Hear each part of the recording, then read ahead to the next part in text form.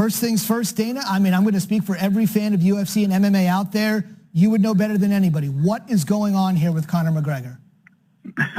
Well, what's happened is we pulled Conor McGregor from UFC 200, and we're working on other fights right now. Conor did not want to come to Las Vegas and film the commercial or be a part of any of the marketing that we have.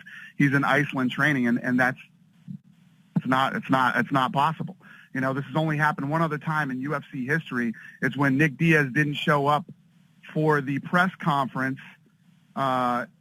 with his fight with George St. Pierre, and I pulled Nick Diaz from the fight. You know, we've had other instances like this where guys didn't want to do the press conference. You have to do the press conference.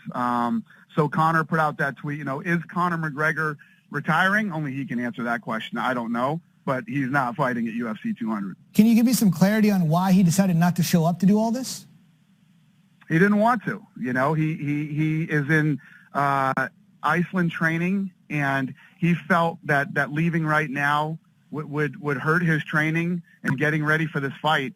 But every other fighter on the card is coming, you know, and you know, I've said it many times. Believe me, I get accused of coddling Conor all the time, but at the end of the day, I respect Conor. Conor's a guy who has stepped up and taken fight on short notices and you know, literally saved the show at times. But it doesn't make you exempt for showing up for the press conference and all the pre-promotional stuff that we have to do.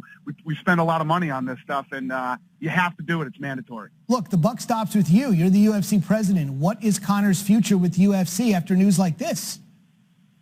Well, obviously we still have, you know, as far as I'm concerned, we still have a good relationship with Conor. You know, I respect Conor as a fighter, and I like him as a person. It's just you can't decide to not show up to these things. You have to do it. I mean, we were in constant communication back and forth between, you know, his manager and myself. And I said, listen, you guys I'm flying out of here today at 2:00. You have till 2:00 we're booking the flight for you. And accept the fight and say that you're going to show up.